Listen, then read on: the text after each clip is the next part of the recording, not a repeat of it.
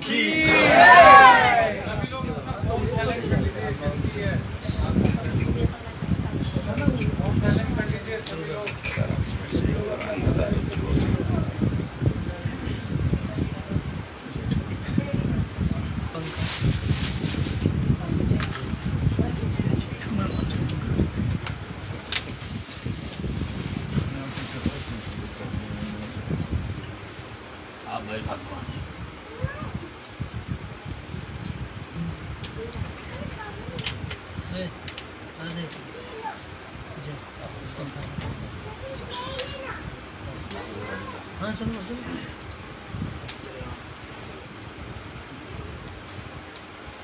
जय जय श्री राम।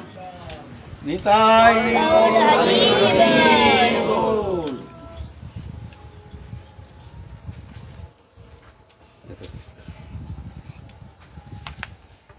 हमारे आलोच्य विषय चल रहा है कलियुग पावन अवतार भुवन मंगल अखिल रसामृत सिंधु प्रेम पुरुषोत्तम भगवान श्री कृष्ण चैतन्य महाप्रभु के पावन जीवन गाथा, उनकी पावन लीला कथा प्रसंग आलोचना करके, उनके जीवन चरित्र चिंतन करके अपने जीवन को धन्य करने के लिए हम लोग आग्रही सब आए हैं दूर दूर से।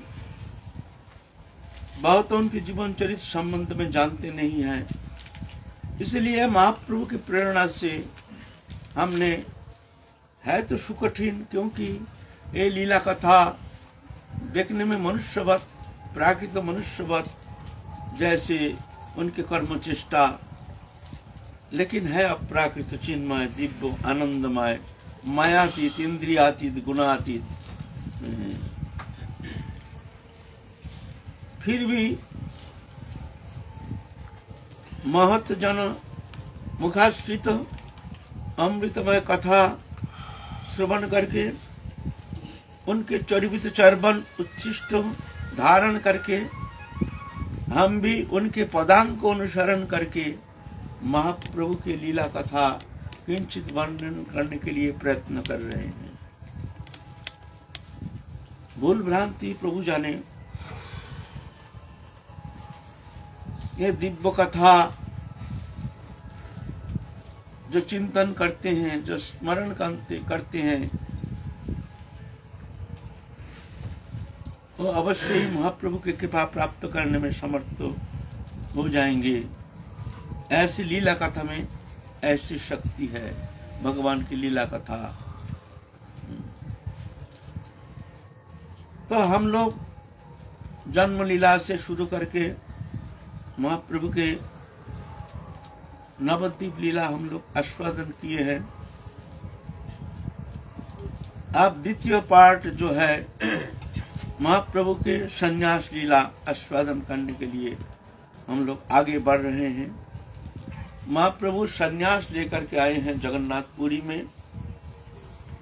आकर का अब जगत कल्याण के लिए, ये प्रेम जगत में वितरण करने के लिए, सब मनुष्य के भीतर वो प्रेम शक्ति संचार करके उस प्रेम अनुप्रविष्ट करने के लिए महाप्रभु भारत वर्ष पर्यटन में निकले हैं दक्षिण भारत की ओर।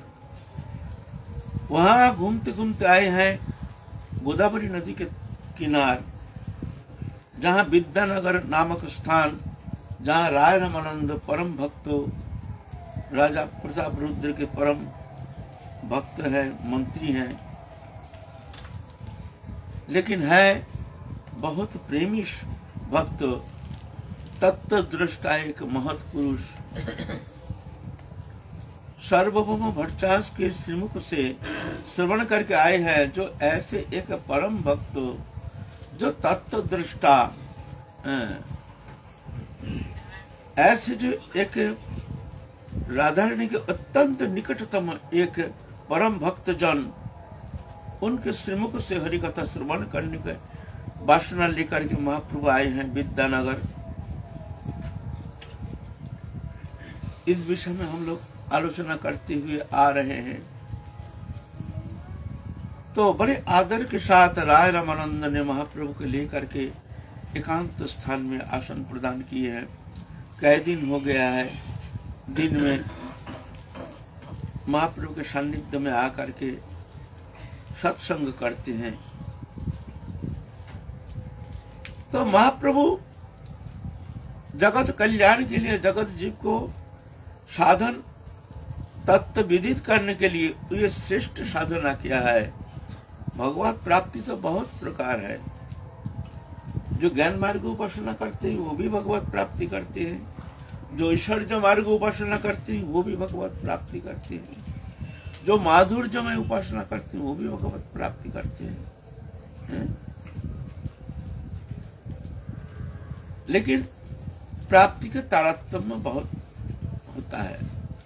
प्राप्ति विषय जो तारतम्य, इस विषय हम लोग आलोचना किए हैं एक दृष्टांत के द्वारा। जो एक जन कलाकार आए हैं जो देखने के लिए गए हैं।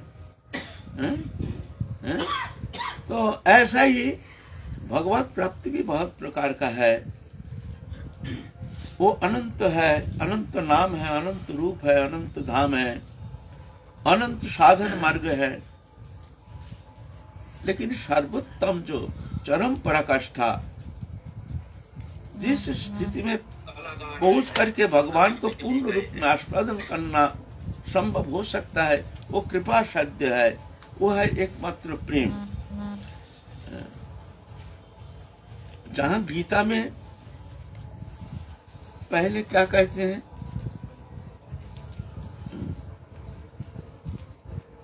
जो अव्यभिचारिणी भक्ति के द्वारा जो भगवत उपासना करते हैं वो 3 गुण अतिक्रमण करके ब्रह्म भाव को प्राप्त करते हैं। मांचक जो अव्यभिचारिणी भक्ति जो सेवते स्वगुणान समतीत एतान ब्रह्म भुआय कल्पते। जो भक्ति के द्वारा, भक्ति को आश्रय करके अव्यभिचारिणी भक्ति, अव्यभिचारिणी भक्ति किसको कहते हैं? जो एकनिष्ठ भगवान में समर्पित होकर के, दूसरा उपासना वर्जित होकर के, भगवत चरण में कायमन वचन से समर्पित होकर के जो उपासना, उसको कहते हैं अव्यभिचारिणी भक्ति। और व्यभिचारी भक्ति है कभी इसकी उपासना, कभी उसकी उपासना, कभी इस देवता का उपासना, कभी और दूसरा कोई देवता का उपासना। ये जो है ये भक्ति अनिश्चित भक्ति, यह है व्यभिचारी भक्ति, है ना। तो यह अव्यभिचारिणी भक्ति के द्वारा जो मेरा उपासना करते हैं, मांचो जो अव्यभिचारिणी भक्ति जो गण सेवते स्वगुणान समतीत ईतान ब्रह्म भुआय कल्पते। वो 3 गुण अतिक्रमण करके हमारे ब्रह्म भाव को प्राप्त करते हैं। गीता कहते हैं, हम नहीं कह रहे हैं। यह थोड़ा चिंतन की विषय है। भक्ति को आश्रय करके क्या प्राप्त करते हैं? ब्रह्म भाव। जो मेरे अव्यभिचारिणी भक्ति के द्वारा मेरा सेवन करते हैं, मेरे भजन करते हैं, उपासना करते हैं, वो 3 गुण अतिक्रमण करके ब्रह्म भाव को प्राप्त करते हैं। इसका माने क्या हुआ? जो भक्ति जो है यह मार्ग है, प्राप्ति क्या है? ब्रह्म भाव। भक्ति गौण है, मुख्य है ब्रह्म भाव। तो आप कहेंगे जो गीता के प्रतिपाद्य विषय श्रेष्ठ उपासना क्या है? ब्रह्म भाव। भक्ति गौण है, ऐसे लगता है ना। जो अव्यभिचारिणी भक्ति को आश्रय करके मेरे उपासना करते हैं, वो 3 गुण अतिक्रम करके हम हमारे ब्रह्म भाव को प्राप्त करते हैं। मांचक जो अव्यभिचारिणी भक्ति जो गण सेवते स्वगुणान समतीत ईतान ब्रह्म भुआय कल्पते। ब्रह्म भाव प्राप्त करते हैं। यहाँ भक्ति गौण मुख्य ब्रह्म भाव, जैसे ऐसे सुनने में लगता है जैसे गीता के प्रतिपाद्य विषय गीता में ब्रह्म भाव का श्रेष्ठता प्रतिपादन करते हैं।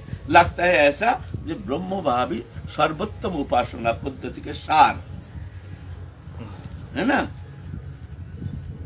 इसीलिए महाप्रभु राय रामानंद का आश्रय करके राय रामानंद के श्रीमुख से सुनना चाहते हैं। साध्य तत्व विषय में श्रेष्ठ साधन, परम जो गति है, परम जो स्थिति है वो क्या है, और कौन सा साधन अवलंबन के द्वारा हम वहां पहुंच सकते हैं। इसलिए साधन विषय जानने के लिए, तत्व विषय जानने के लिए चैतन्य चरितामृत अवश्य ही अध्ययन करना बहुत जरूरी है। समस्त शास्त्रों का निचोड़ है, वेद वेदांत उपनिषद, वहाँ सब रेफरेंस देकर के, सब श्लोक देकर के निरूपण किए हैं। ऐसे नहीं मनमुखी कोई कुछ कह दिया, ऐसा नहीं। सृष्टि तत्व, रस तत्व, जीव तत्व, माया तत्व, साधन तत्व, साध्य तत्व, प्रेम तत्व, रस तत्व, सब तत्व का निचोड़, साध्य साधन तत्व की जो चरम अवस्था, ये अति सुंदर रूप से समस्त शास्त्र निचोड़ करके निरूपण किए हैं चैतन्य चरितामृत। इसलिए जो गौरिया उपासना, ये गौरिया को कोई भी साधन पद्धति अपनाते हैं उनके लिए ये ग्रंथ अपरिहार्य अध्ययन करना बहुत जरूरी है। अगर आप चैतन्य चरितामृत अध्ययन करेंगे तो तत्व विषय जानने के लिए आप किसी के पास जाने का कोई आवश्यकता नहीं। एक नंबर। दो नंबर, कहीं कोई तर्क वितर्क हो जाए तो आप उसमें कोई संदेह नहीं रहेगा आपके भीतर, क्योंकि आप शास्त्र कृपा से आप तत्व बन जाएंगे एकदम। वो ग्रंथ अगर निश्चल होकर के, श्रद्धा रख करके, शास्त्र के प्रति अटूट श्रद्धा रख करके आप अगर अध्ययन करेंगे तो तत्व विषय में आपको किसी के पास जाने का कोई आवश्यकता नहीं है ना, जरूर। तो इसलिए राय रामानंद के मुख से महाप्रभु निरूपण करना चाहते हैं श्रेष्ठ साधन तत्व क्या है, कौन सा स्थिति सर्वोत्तम है। तो इधर गीता में जो कहते हैं उसका थोड़ा निरूपण हम कर रहे हैं। मांच जो अव्यभिचारेण भक्ति जोगन सेवते सगुणान समतीत हितान ब्रह्म भुआय कल्पते। जो अव्यभिचारिणी भक्ति का आश्रय करके मेरा भजन करते हैं वो 3 गुण अतिक्रम करके ब्रह्म भाव को प्राप्त करते हैं। तो ब्रह्म भाव जैसे लगता है सर्वोत्तम पंथा है, सर्वोत्तम साधन की सारभूत वस्तु है ब्रह्म भाव। लेकिन 18 अध्याय में आप क्या देखते हैं, वहां क्या कहते हैं, ब्रह्मभूत प्रसन्नता नशुचति नखंकति समंग सर्वेषु भूतेषु मद्भक्ति लभते पराम। यहाँ कहते हैं ये जो सप्तम अध्याय का जो मंच जो व्यभिचारण भक्ति को सेवते हैं, वो श्लोक का जो अंतिम प्राप्ति है ब्रह्म भाव। ऐसे ब्रह्म भाव जो प्राप्त कर चुके हैं उनके लिए कहा गया है ब्रह्मभूत। अब ये ब्रह्म भाव जो सप्तम अध्याय का ये श्लोक जो है ब्रह्म भाव प्राप्त कर चुके हैं, ब्रह्मभूत हो गया। वही सप्तम अध्याय का जो सारभूत ब्रह्म भाव प्राप्त करते हैं वो भाव प्राप्त कर चुके हैं। तो क्या होती है, क्या स्थिति होती है, प्रसन्न आत्मा, आत्मा प्रसन्न हो जाता है, उनके और दुनिया के कोई वस्तु पदार्थ के प्रति किंचित मात्र आसक्ति रहती नहीं है, कोई चाहन नहीं रहता है, वो आत्मा में विलय हो जाता है, वो परम आनंदमय हो जाता है। बस ना सोचती, कोई चिंता नहीं रहता है। चिंता तब ध्यात्म बोध रहता है तभी तक चिंता, जब मैं मेरापन है तभी तक चिंता। जब ये मैं मेरापन समाप्त हो जाता है उस दिन हमारी चिंता भी समाप्त हो जाएगी। उस दिन जब तक शरीर में आत्मबुद्धि है, मैं मेरापन है, तो चिंता से मुक्त होना संभव नहीं। तो ये ब्रह्म भाव प्राप्त करने से स्वरूप में स्थित हो जाता है। जीव चैतन्य सत्ता जो मेरे स्वरूप है वहां वो स्थित हो जाता है। न सोचती न कांकती, कोई चिंता नहीं रहता है और कोई आकांक्षा, आकांक्षा माने जागतिक दृश्यमान वस्तु पदार्थ, देह दही कोई भी वस्तु पदार्थ के प्रति तार किंचित मात्र इच्छा नहीं रहती है। ये ब्रह्म भाव प्राप्त करने से होता है। फिर क्या होता है ना, मद भक्ति लभते परम, लभते प्राप्त करते क्या, पराभुक्ति हम में, वो भक्ति देवी की कृपा से। तो ब्रह्म भाव प्राप्त करने का बाद पराभक्ति प्राप्त करते हैं। तो ब्रह्म भाव गौणो मुख्य हो गया पराभक्ति। उधर भक्ति गौणो मुख्य है ब्रह्म भाव, यह है ब्रह्म भाव गौणो मुख्य है भक्ति। ऐसा क्यों? दोनों शब्दों में कैसे भेद लगता है ना, है ना? बोला भेद नहीं, वो जो प्रथम जो व्यभिचारिणी भक्ति के द्वारा जो उपासना करते हैं वो है साधन भक्ति, और ब्रह्म भाव प्राप्ति करने का बाद जो भक्ति है वह है पराभक्ति, वह शुद्धा भक्ति। दोनों में भेद है। तो भगवत अनुभव के लिए, चरम अनुभव के लिए वो प्रेम महाभक्ति जो है उसकी आवश्यकता है, नहीं तो वहां वो अनुभव होना संभव नहीं है। फिर क्या कहते हैं श्रीमद् गीता, मद भक्ति लभते परम, फिर भक्ति मम भी जानाति जवान जच्चास्मि तत्तो तत्मं तत्त ज्ञाता विशत तदनंतरम। फिर उस भक्ति के द्वारा, उस प्रेमा भक्ति के द्वारा मम भी जानाति जवान जच्चास्मि तत्तो, मेरा कितना भाव है, मेरा कितना विभाग है, मतलब मेरा जो लीला है, धाम है, परिकर है, ये सब, ये तभी उस प्रेम प्राप्ति से ही वो अनुभव कर सकता है। ब्रह्म भाव से वहाँ अनुभव होना, वो लीला में अनुप्रवेश करना, लीला का आस्वादन करना कदापि संभव नहीं, क्योंकि वो अद्वैत है ना। वहाँ तो कौन गुरु कौन चेला, मैं हूँ अकेला। ब्रह्म भाव, अद्वैत भाव, दूसरा कोई है ही नहीं। भक्ति है तो भक्त है। भक्ति शब्द जहां है वहां दो वस्तु है, भक्ति है, भक्त है। इष्ट है और भक्त है, दृश्य है और दृष्टा है, सेव्य है तो सेवक है, ये सब है। ये भक्ति तो भक्ति जहां है वह सेवा। सेवा तो जब मैं वही हूँ ब्रह्म ज्ञान, तो ब्रह्म ज्ञान में तो सेवा भाव होता ही नहीं। कौन किसका सेवा करेगा? वो तो विलय हो गया, एक ही वो तो हो गया। वहाँ कौन गुरु कौन चेला, मैं हूँ अकेला। तो सेवा कौन किसका करेगा? लेकिन ये जो पराभक्ति, ये भक्ति के द्वारा ही वो जा करके वो प्रेम प्राप्ति के द्वारा, प्रेम से, भगवत कृपा से, राधा रानी की कृपा से जा करके भक्ति जन्म से जबान तत्मंग तत्व से किया था। फिर मेरा जो विभाग है, मेरे जो लीला है, मेरे जो धाम है, मेरे जो परिकर है, ये फिर भक्ति देवी की कृपा से फिर वो जान जाता है, नहीं तो जानना संभव नहीं है। अनुप्रवेश तो बहुत दूर की बात है। विशत तदनंतरम, फिर जगह हमारे लीला में, हमारे धाम में, लीला में प्रवेश कर जाता है। ऐसा है ना।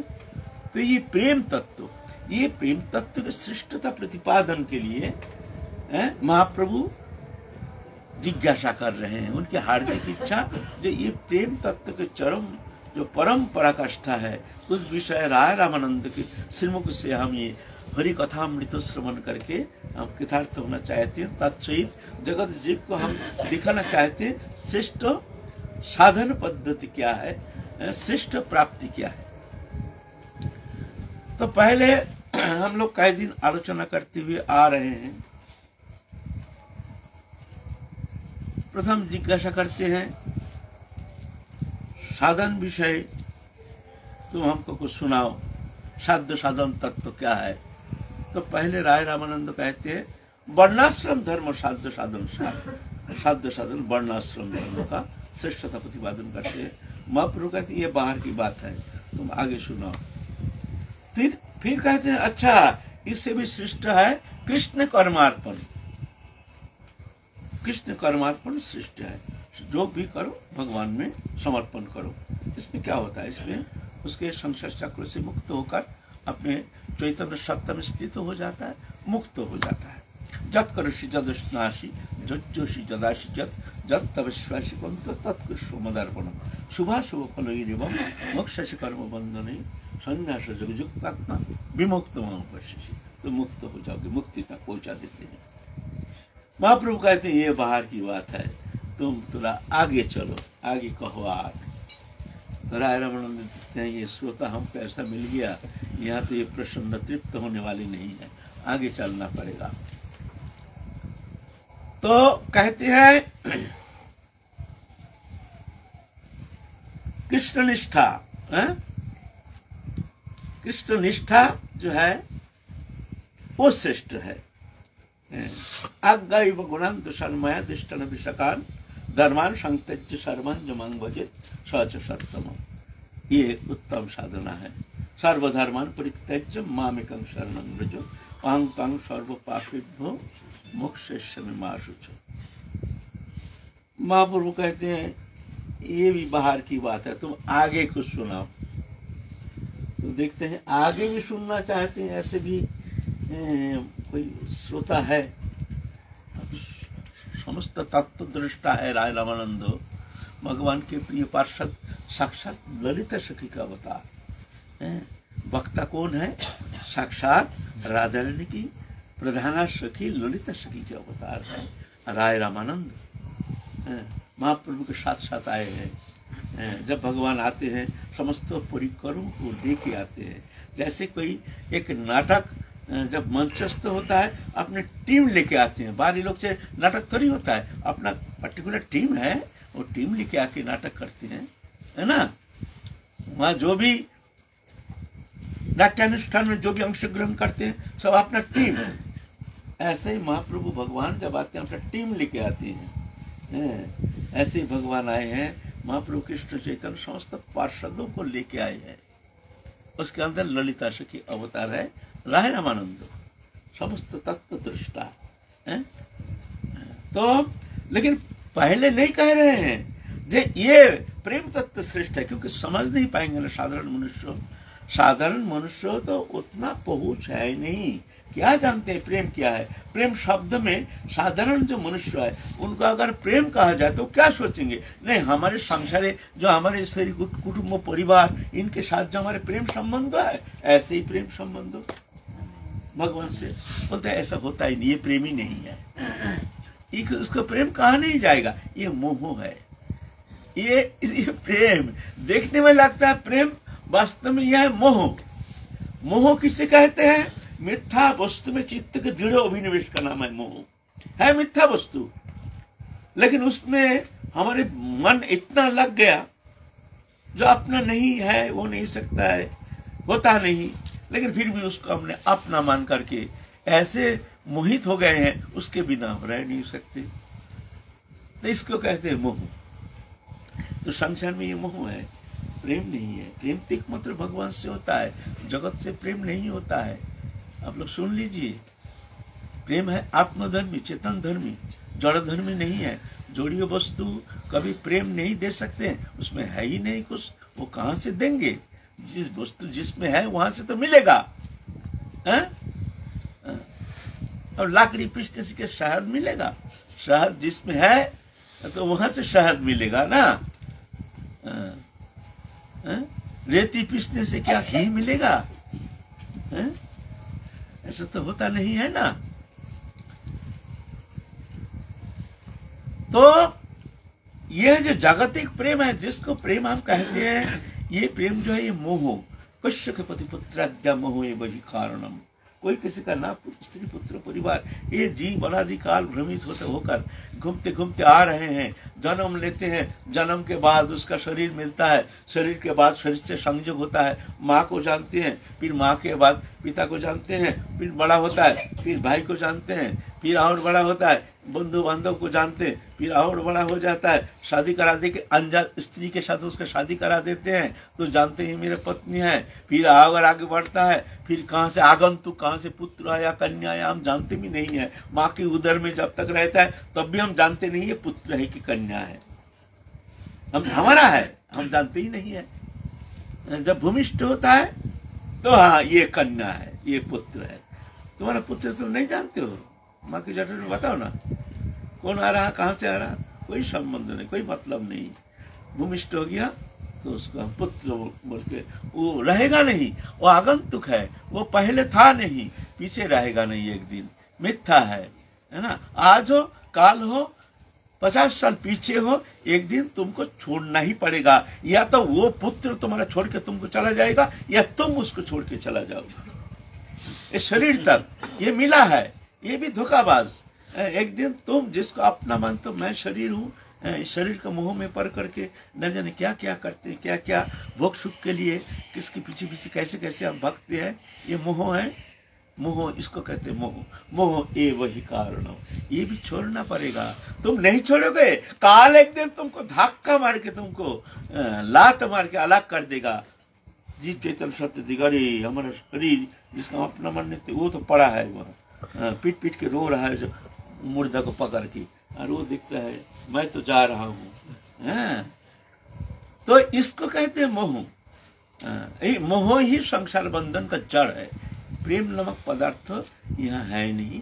प्रेम तो एकमात्र ठाकुर जी से ही होता है। अगर नहीं मानोगे तो ऐसे ही भ्रमण करते रहोगे, फिर मरोगे, फिर वो सुखानुसंधान के लिए फिर जाके कर्म संस्कार अनुसार फिर जाओगे कहीं तो पशु जोनी, कहीं कृमि कीट से लेकर कौन जोनी में कहाँ फेंक देगा काल चक्र, ना जाने तुमको बहा करके कहाँ ले जाएगा, कोई ठिकाना नहीं। जैसे कर्म संस्कार तद अनुसार उसको ऐसा ही शरीर मिलेगा। वहां जाके फिर वही संसार, स्त्री पुत्र कुटुंब परिवार, वही खेल, चलो नाटक करो, है ना। तो मोह एव ही कारणम, ठाकुर जी से होता है। जिस दिन साधक जान जाता है, किंचित मात्र उसका ये ज्ञान हो जाता है, उस दिन वास्तव में देहोदैहिक वस्तु पदार्थ के प्रति उसको आसक्ति जो है वो धीरे धीरे छूट जाता है, अच्छा लगता ही नहीं। एक मैया गुजराती आश्रम में वो आफत आ गया, दुखी हो गए बहुत। ये आफत कब जाएगा? जब कृष्ण रंग निर्मन रंगता है तो ऐसे संसार को आफत दिखता है, और नहीं तो अमृत लगता है। वो जहर को ही अमृत मान करके उसी को सेवन करते हैं, सेवन करके जहरीला हो जाता है समस्त परमाणु। ऐसा है ना, ये संसार है ना। इसीलिए राय रामानंद पहले प्रेम तत्व संबंध में नहीं कह रहे हैं, क्योंकि उसका अनुभव होना जरूरी है। वो तत्व क्या है जानने के लिए थोड़ा ज्ञान होना आवश्यक है। अगर ऐसी आवश्यकता नहीं रहती तो जाकर के जीव गोस्वामी पाद सठ संदर्भ नहीं लिखते, एक बार में ही प्रीति संदर्भ लिख करके छुट्टी कर देते, ये सर्वोत्तम है ना। पहले तत्व संदर्भ, तत्व क्या है इस विषय में, शास्त्र के निचोड़, फिर उसके ऊपर है भगवत संदर्भ, क्या है भगवत तत्व, क्या है पर तत्व, क्या है। उसके बाद आते हैं परमात्मा संदर्भ, परमात्मा क्या है, जीवात्मा क्या है। फिर आगे जाते हैं कृष्ण संदर्भ, कृष्ण कौन है, इस संबंध में भगवान भक्त कैसे होते हैं। फिर आगे चलते हैं भक्ति संदर्भ, इसके बाद भक्ति, भक्ति भगवान किस तरह से, भगवान भक्ति से मुग्ध होकर के भक्त का साथ एक तदात्मता, भक्त भूल जाते हैं भगवान, भूल जाते हैं मैं भगवान हूँ, और भक्त भी इस तरह से भगवान से ऐसे प्रेमास्पद संपर्क को, जो भगवान को अपने मित्र सखा ऐसे मान करके एक तदात्मता, एक परम आत्मीयता बोध, ये प्रेमास्पद संबंधो, ये भक्ति संदर्भ। फिर इसके ऊपर उठते प्रीति संदर्भ। तो ये क्रमान्वय होता है। जैसे एक बच्चा प्राथमिक स्कूल में पढ़ता है, तो उसका अगर एमए क्लास का जो अगर क्वेश्चन उसको पढ़ाएगा थोड़ी समझ पाएगा। क्रमान्वय होता है प्राइमरी स्कूल से हाई स्कूल से डिग्री कोर्स से मास्टर डिग्री से जाकर के फिर डॉक्टरेट, उसके बाद फिर यह नहीं होता तो विदेश जाओ। ऐसा ही राय रामानंद के मुख से महाप्रभु ये तत्व सुनना चाहते हैं। फिर राय रामानंद कहते हैं जो ये ज्ञान मिश्रा भक्ति, अब भक्ति में आ रहे हैं राय रामानंद। भक्ति श्रेष्ठ है, ज्ञान मिश्र ब्रह्मभूत प्रसन्नता नशोचित न कंकति सम सर्वशुभतिषु मद्भक्ति लभते। महाप्रभु कहते ये एक ही बाहर का है, तो आगे कहो। तो अब ज्ञान शून्य भक्ति ना, ज्ञान शून्य भक्ति। ज्ञाने मुद पश्यनवंत एव जीवंती जीवंती सन्मुखरितं भवदीय वार्ताम स्थान स्थित सुतिगतं तनुमांग मनोमीर्ज प्रयास अजित होपि जित प्रशस्त स्थिर लक्षण। इस विषय में हम लोग आलोचना किया है। व्याख्या के पुनरावृत्ति का कोई आवश्यकता है नहीं। यह ज्ञान शून्य भक्ति, जो ज्ञान की कोई आवश्यकता नहीं, सिर्फ एकमात्र कृष्ण भक्त जो प्रेमी भक्त के श्री मुखोद्गीर्ण जो अमृतमय हरि कथा श्रवण करके उनके वचन को हृदय में धारण करके काय मन वचन से जो अनुशीलन करने का प्रयत्न करते हैं, अपने स्थान पर रह करके भागदौड़ नहीं करते, स्थान है मुदकर्ष, एक स्थान में रह करके भगवत चरण में शरण लेकर के प्रभु की इच्छा जान करके वो प्रभु की इच्छा जान करके कर्म करते रहते अनासक्त होकर। भगवान कहते हैं मैं संसार में अजीत हूँ, मेरे ऊपर कोई विजय प्राप्त नहीं कर सकता है, लेकिन ऐसे भक्त मेरे ऊपर विजय प्राप्त कर सकते हैं। अब ज्ञान शून्य भक्ति महाप्रभु कहते हैं ये भी होता है, अब बाहरी नहीं, अब कहते होता है, तुम आगे सुनाओ। फिर आया दास्य भक्ति। दास्य भक्ति, ये दास्य सख वात्सल्य मधुर, ये जो उपासना पद्धति, ये ब्रज उपासना पद्धति, माधुर्य भाव उपासना पद्धति, ये हमारे ब्रज उपासना है, ये बाहरी है नहीं। दूसरा कोई संप्रदाय में माने हमारे वैष्णव उपासना छोड़ करके बाहरी और जितना धर्मावलंबी है वहाँ ये उपासना पद्धति है नहीं। वहाँ भगवान के साथ भगवान के कंधे में हाथ धर के ये चिंता भी कर नहीं सकते हैं जो अनंत कोटि ब्रह्मांड नायक अखिल रसामृत सिंधु पूर्ण ब्रह्म सनातन, उनके कंधे में हाथ धर करके मित्र जैसे हम व्यवहार कर सकते हैं, होता है ये प्रेम। यहाँ भगवान भूल जाते हैं मैं भगवान हूँ, मैं भगवान हूँ, भगवान भगवत्ता भूल करके ये भक्त के पीछे पीछे अनुगमन करते हैं, अनुगमन करते हैं भक्त के पीछे पीछे, भक्त की सेवा करने के लिए भक्त के पीछे दौड़ते हैं। भगवान जगन्नाथ माधवदास तो सत्संग करते हैं। हम जाएंगे उस तत्व में जाएंगे, व्यस्तता के कोई कारण नहीं, हमको आस्वादन करना है और हमको वो जो निगुण प्रेम लीला रस तत्व संबंध में किंचित हमको अनुधावन करना जरूरी है। कैसी है भगवानी उपासना पद्धति। जगन्नाथी माधवदास जगन्नाथ में रहते थे, जगन्नाथ को शाखा मानते थे, शाखा माने हमारे मित्र, और साक्षात लीला में उनके प्रवेश है, ऐसे नहीं जो सिर्फ अनुशीलन करते हैं। एक दिन जगन्नाथ कहते जगन्नाथ चल, जगन्नाथ कहते हैं माधव चल फलाना खेत में बड़ा कटहल लगा है, चल चोरी करेंगे। देख हम साधु है, चोरी करते हैं साधु, अरे दूर साधु का तू छोड़ चक्कर सो, चल हमारे साथ चल। जगन्नाथ साक्षात जगन्नाथ चोरी करने के लिए जाएंगे, चल। आप जगन्नाथ कह रहे हैं ये गपशप नहीं है, किंवदंती भी नहीं है, ये सत्य घटना है। गए हैं चोरी करने के लिए, आप जगन्नाथ माधव को ऊपर उठा दिए, जगन्नाथ तू ऊपर उठ के तोड़ना, हम नीचे रहेंगे।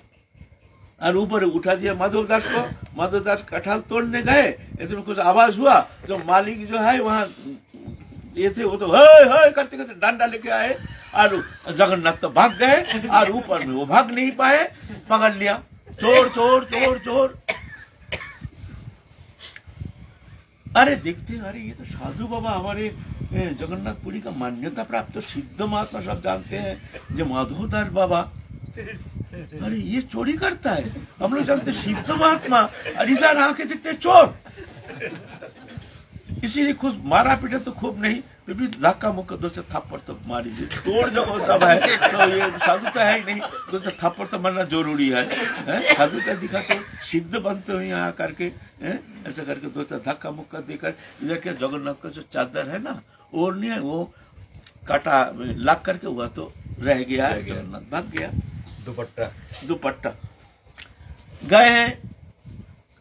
अब सुबह होते ही चारों ओर फैल गया जो ये माधवदास जो है ये साधु नहीं, ये तो चोर है, ऐसा चोरी करने गया है, पकड़ा गया, ये साधु नहीं है। और जगन्नाथ महाराज तो बड़ा गुस्सा आ गया, जो उड़िया भाषा में जो गाली गालो शुरू कर दिया, उन्हें हमको इस तरह से पेड़ में उठा करके उन्हें बदनाम भी करा दिया।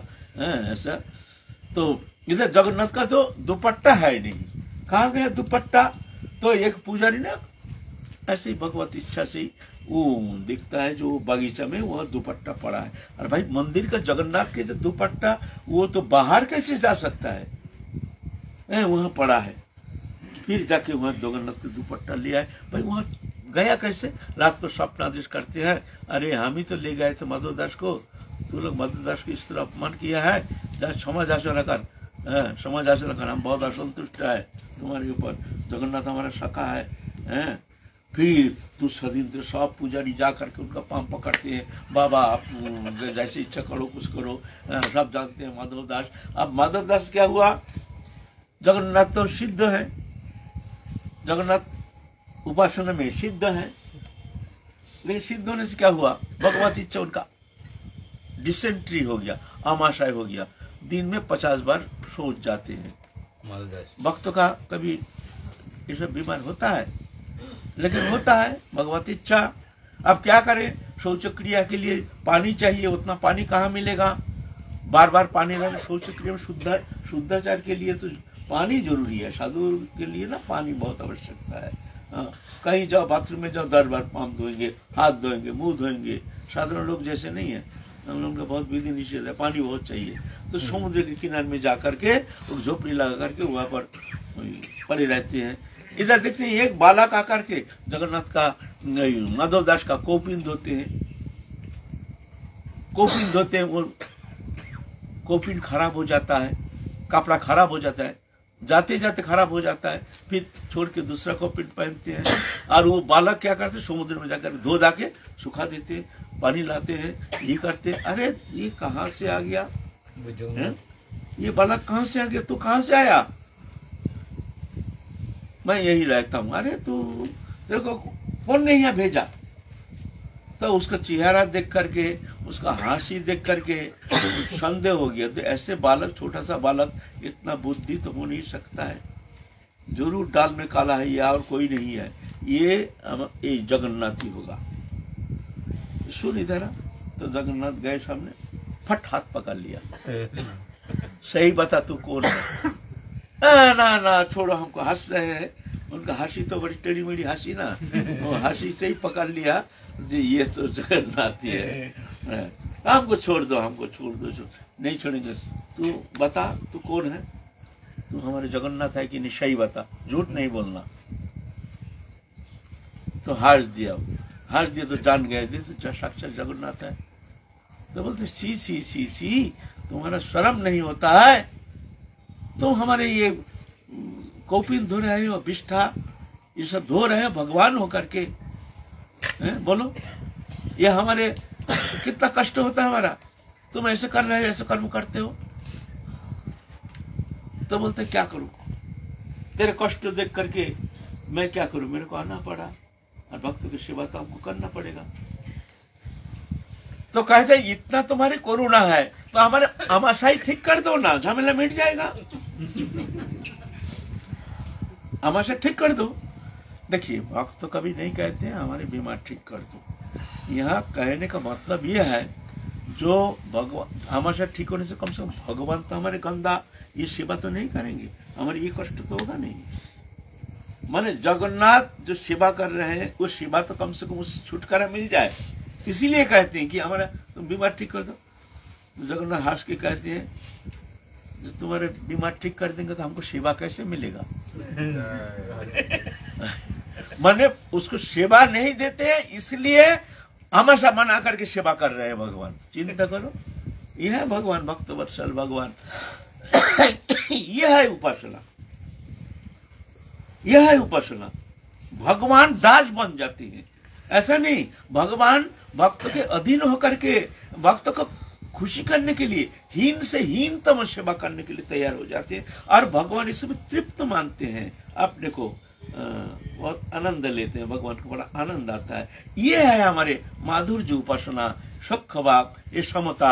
ये भगवान नहीं, ये हमारे सखा है, हमारे मित्र है, और भगवान भी भूल जाते हैं जो मैं भगवान हूँ। भगवान एक साधारणीकरण, भक्त के साथ एक साधारणीकरण, हमारे मित्र है, हमारे सखा है। भगवान भूल जाते हैं अपने भगवत्ता, भूल करके भक्त के पीछे पीछे अनुगमन करते हैं। बोधू था ये वृंदावन में नंद किशोर गोस्वामी था, ये सत्य घटना है, ज्यादा दिन नहीं, ये मान लीजिए लगभग 100 साल होगा कि नहीं, और कम हो सकता है। उनके यहाँ रहते थे भोंदू नाम के एक बालक। तो गर्मी के समय जमुना पार करके जाते थे, माडवान वहां जाते थे खेलने के, गोचरण करने के लिए, और वहां और तो स्वाभाविक सिद्ध स्वरूप है ना, और भगवत न जाने कैसे कृपा ये ब्रजवासी के ऊपर होती है, ये हमारे बोधगम्य होना संभव नहीं है। हम ऐसे ऐसे ब्रजवासी देखते हैं जिनका भाव देख के मैं भी खुद चमत्कृत हो जाता हूँ। इनके प्रति ऐसे कृपा, मेरे प्रति तो किंचित मात्र इतना दिन हो गया, 45 साल हो गया, हमारे प्रति तो कृपा किंचित मात्र नहीं है। इनके प्रति बिना साधना ऐसी कृपा होता है ये ब्रज में, ब्रज में होता है। बहुत जाता है गोचरण करने के लिए, तो वहाँ कृष्ण सखा बलराम सब आते हैं, वहाँ जाकर के परिचय होता है, अरे भाई तू कहाँ से आया, मैं कृष्ण हूँ, मैं बलराम हूँ, मैं ऐसे हूँ, मैं स्तोक कृष्ण हूँ, मैं, अरे ये तो सब हमारे नंदगाम के सब कृष्ण कन्हैया है, तू कन्हैया है? बोले हाँ मैं कन्हैया हूँ, मैं बलदेव भैया हूँ। तो बड़ा आनंद से उसके साथ गोचरण करते हैं, गोचरण करके शाम को गो लेके फिर चले आते हैं इधर जमुना के इस पार। ये भ्रमर घाट, ये भ्रमर घाट ना कौन, श्रृंगार वट, जहाँ राधा रानी को कृष्ण ने श्रृंगार किए हैं, श्रृंगार वट है जमुना के किनारे एकदम। वहाँ चले आते हैं, गर्मी के समय पानी कम रहती है तो पैदल चले जाते हैं। हम लोग भी पैदल पहले को पाल किया, जब हम जमुना के किनारे में गुरुजी के साथ रहते थे तो वहाँ हम भी भिक्षा करने के लिए जाते थे, पैदल जमुना पार करके उधर बेलवन भिक्षा करने जाते थे, पैदल जाते थे, इतना पानी, थोड़ा सा पानी। एक दिन कृष्ण ने कहा, भोंदू अरे यार तेरा दाल बाटी चूरमा हो जाए। बोले दाल बाटी चूरमा कैसे होगा भाई, हमारे तो कमाई नहीं, हमारा कमाई थोड़ी है तुमको हम दाल बाटी चूरमा खिलाएंगे। अरे तेरे गोसाई को बोलना, बोले बहुत चेला है, धन का कोई कमी नहीं है, बोल जाके थोड़ा सा दाल बाटी चूरमा बनाए, थोड़ा बड़ा आनंद आ जाएगा। तो गोसाई का बहुत पैसा है, चेला चीटी बहुत है। तो बौद्धू को उसका अलौकिक चेष्टा देख करके कभी कभी नंद किशोर गोस्वामी देखते हैं, जो ये तो बड़ी अलौकिक है, ये लड़का कैसे किससे बात करता है, बुजुर्ग बुजुर्ग बुजुर्ग बुजुर्ग, कैसे भाव ठाकुर जी की तरफ देखता है, क्या क्या बोलता है, तो देखता है कि कोई अलौकिक है। तो एक दिन बौद्धू कहता है, गोसाई जी ऐसे हम तो जाते हैं ना गौ चराने के लिए, तो कन्हैया ने कह दिया जो गोसाई जी को कहना थोड़ा दाल बाटी चूरमा बनाएंगे, थोड़ा सा दाल बाटी चूरमा देने के लिए, यही बनाने के लिए, थोड़ा आटा मैदा आदि घी आदि देने के लिए। तो बोलता हो भी सकता है, ना जाने क्या भाव में है, अच्छा ले जा। तो घी दे दिया डिब्बा में, आटा दे दिया, चीनी दे दिया, ये सब अगडुम शकटुम जो भी है कुछ दे दिया, ले करके आए, आकर के वहाँ को दाल बाटी चूरमा बना करके खूब भोजन किए, आनंद आ गया, बड़ा आनंद आ गया। फिर एक दिन बोला, हे भोंदू तू अब फिर बोलना, और एक दिन मजा आ जाए, और एक दिन आनंद आ जाए, थोड़ा सा आनंद करते तो गोसाई जी का बहुत माल है, चेला चीटी बहुत है ना, गोसाई तो फकुटिया माल लाल है ना, हमारा तो है नहीं, चेला चीटी से उनका कोई कष्ट नहीं हो तो ले आना। फिर ले आता है वहां ऐसे मांग करके। फिर एक दिन गया, फिर 20-20 में दाल बाटी, गोसाई जी का संदेह हो गया, तू कहाँ नहीं जाता इसे 20-20 में मांग मांग के। बोले कन्हैया है, ऐसे है, भैया है, फिर हमारे मधु मंगल आदि है, क्या बोलता है पागल जैसे, क्या बोलता है वो तो ऐसा है। बोला हाँ गोसाई जी ऐसे, सही, मैं झूठ तो नहीं कह रहा हूँ। तो हमको दर्शन कराएगा? बिल्कुल, तो जा हमको दर्शन कराना है, एक दिन पूछ के आना। तो जाके बोलते भाई कन्हैया भाई हमारे गोसाई जी ने तो हमारे बहुत सेवा करते हैं, हमारे पालन पोषण करते हैं, हमको सब कुछ दिखते हैं। गोसाई जी का है वो दर्शन चाहते हैं, तुम्हारे दर्शन। अरे इतना भाग नहीं हुआ गोसाई का, और कितना जन्म जाएगा हमारे दर्शन करने के लिए। तू ऐसे मत सोचना, गोसाई जी का इतना भाग नहीं हुआ। गुरु होने से होता नहीं है, गुरु का काम नहीं है। बोल देना गोसाई को इतना जल्दी नहीं, बहुत बाकी है। आके नाराज हो गया, क्या हमको मुंह के ऊपर ना कर दिया ना, तो भोंदू का नाराज हो गया। फिर गोसाई जी से आया, बोला गोसाई जी तो रोना शुरू कर दिया। सच्चा हो चाहे झूठा हो, हाँ, इस शब्द सुनने से तो कष्ट होता है ना। अभी हमको ही कह दीजिए तेरे को दर्शन नहीं होगा, तेरे को कुछ कृपा नहीं मिलेगा, बस सच्चा झूठा हमको मानेंगे कैसे हम? तो उनकी आश लगा के तो बैठे हैं ना, हम मानेंगे कैसे? है आप कैसे भी हो, कैसे भी हम इसको मानने के लिए तैयार नहीं। ये बात हमारे सामने चलेगा नहीं। हमको अगर इस दौर प्रति कृपा होगी नहीं, अगर कह दे तो झूठा ही कह दी, लेकिन हम तो ये मानेंगे नहीं, हमारे मानने के लिए तैयार नहीं। आप मानेंगे नहीं, हम तुम्हारे वर्षा तुम्हारे लिए बैठे हैं, अपना सहज नहीं है, हम तुमको छोड़ेंगे, है ना। तो ये बात है। गोसाई जी बहुत दुखी हो गए, फिर गया, ए कन्हैया भैया सुन, कल से हम तेरे यहाँ आएंगे नहीं,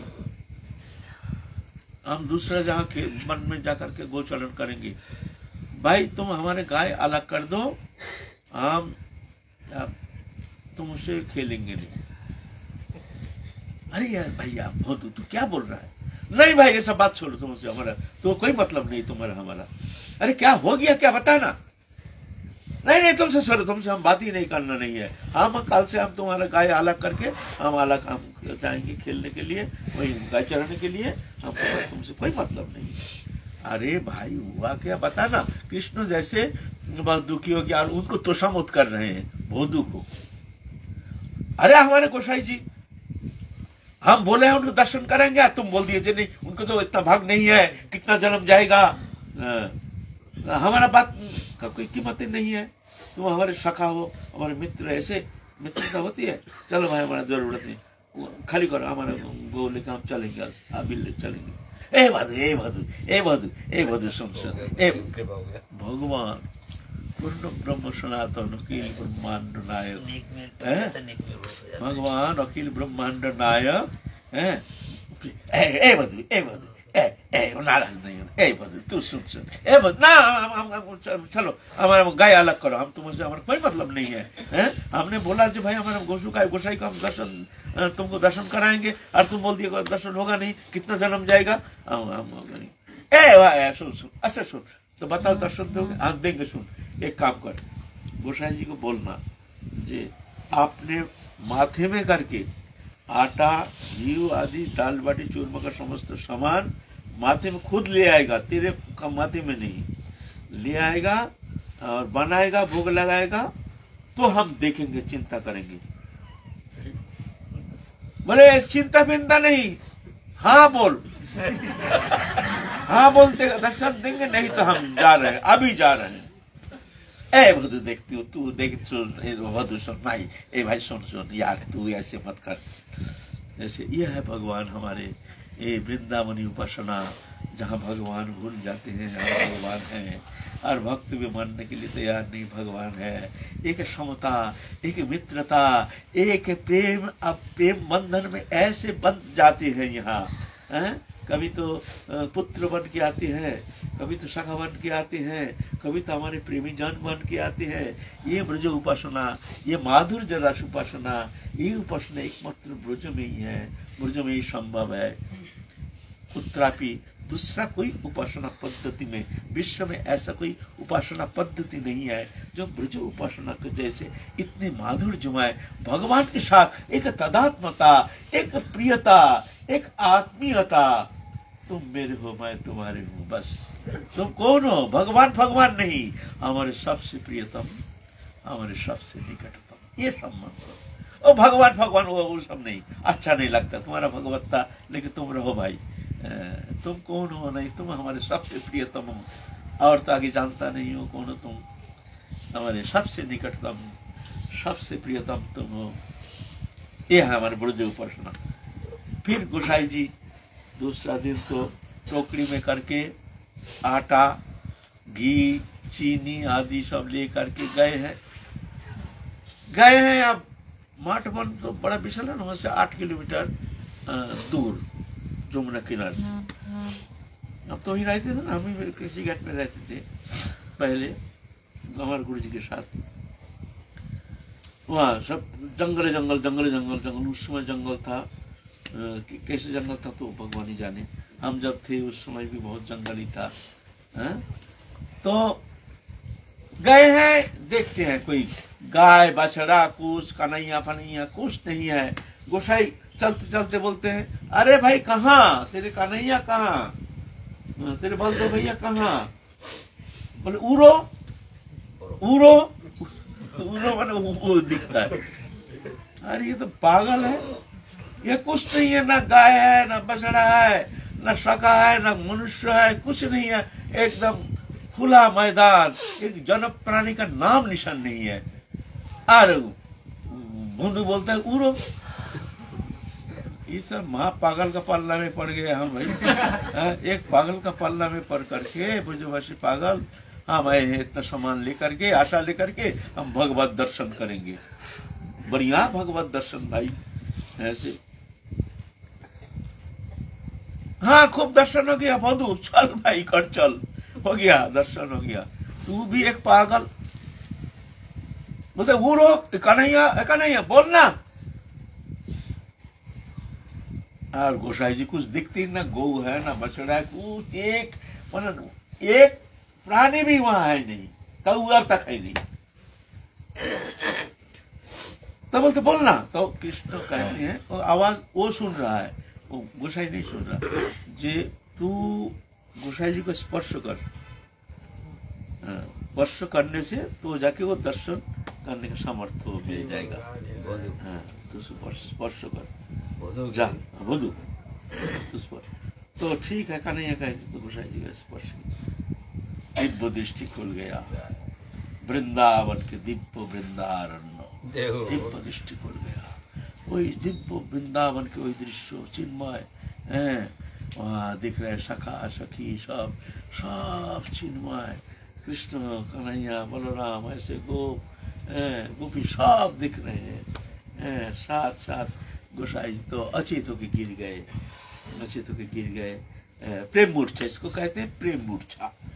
जीव में साधारणतः वो शक्ति है नहीं।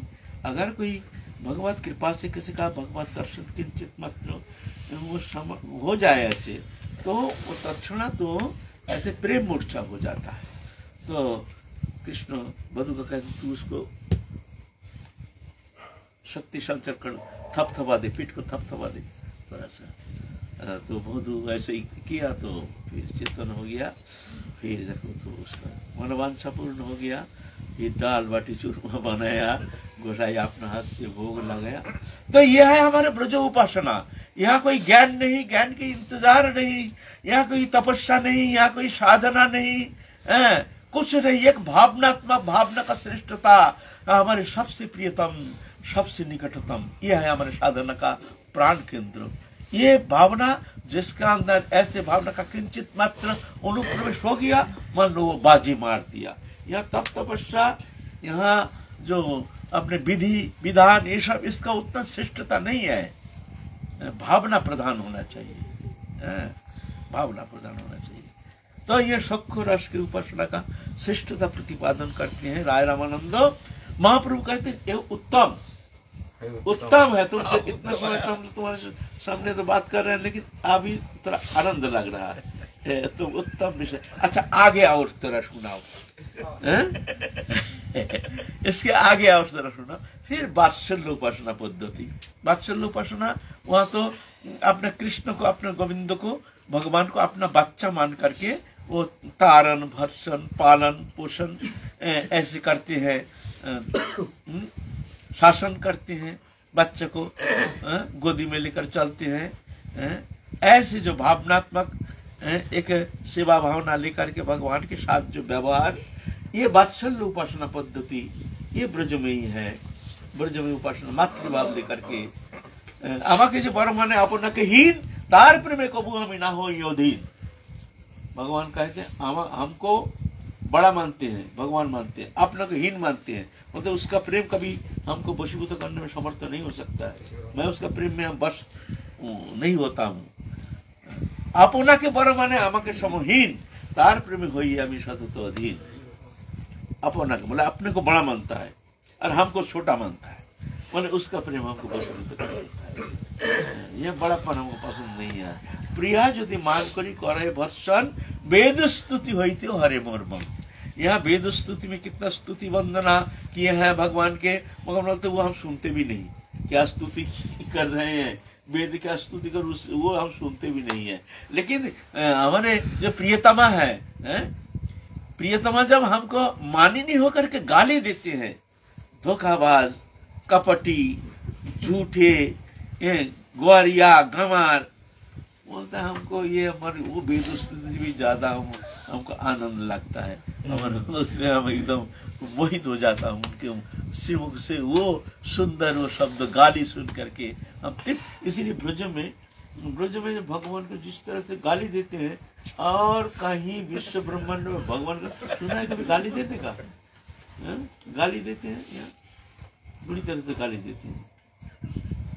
हम गए बिहारी जी दर्शन करने, तो काल बोल रहे थे बिहारी जी दर्शन करने गए, तो एक ब्रजवासी एक ऊंचा गांव का, वो भी गए दर्शन करने।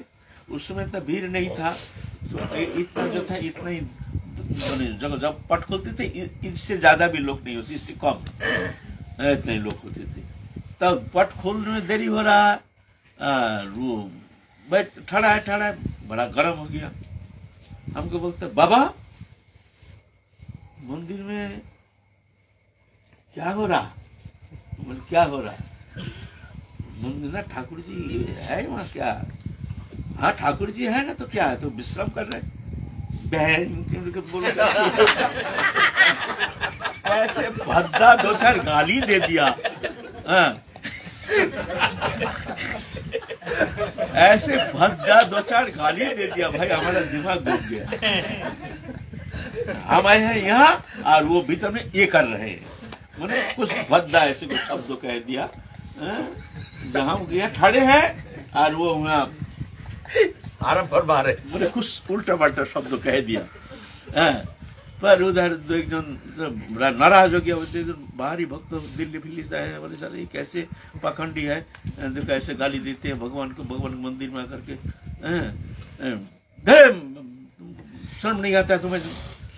फिर और जो दो चार थे वो जाते हैं जो ब्रजवासी को, अरे भाई चुप रहो, ये ब्रज की भावना है, ये ब्रज भावना यहाँ ऐसे है, ऐसे चलता है। और भगवान इसी में प्रसन्न, इसी में हमारे ब्रज उपासना, ऐसे हमारे कृष्ण जो हमारे ठाकुर ऐसे इसी में प्रसन्न, हम भी इसी में प्रसन्न। हम तुमको भी भाई ऐसे भगवान ऐसे मानने के लिए तैयार नहीं भाई, हाथ जुड़ा ले भाई।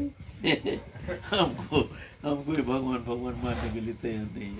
ये ब्रज उपासना पद्धति सरल सहज, सबसे प्रियतम, सबसे निकटतम जान करके उनके एक प्रेममय संबंध, सच्चा संबंध ऐसे। तो महाप्रभु कहते हैं यह उत्तम वात्सल्य उपासना पद्धति उत्तम। अच्छा इसके आगे और कुछ सुना भाई, वात्सल्य प्रेम और आगे सुनना चाहते हैं भाई, बड़े अजीब श्रोता है। तो कहते कांता प्रेम सर्वसाध्य सार। तो कांता प्रेम संबंध में फिर हम लोग आगे चलेंगे ना, जी वात्सल्य भाव था, काल हम लोग कांता भाव, जो कांता भाव क्या है, ये भाव संबंध में ब्रज में ठाकुर जी के साथ जो कांता प्रेम है, गोपी प्रेम है, इस विषय में हम लोग थोड़ा सा आस्वादन करने के लिए प्रयत्न करेंगे। आज की कथा है विश्राम। जय जय श्री राम।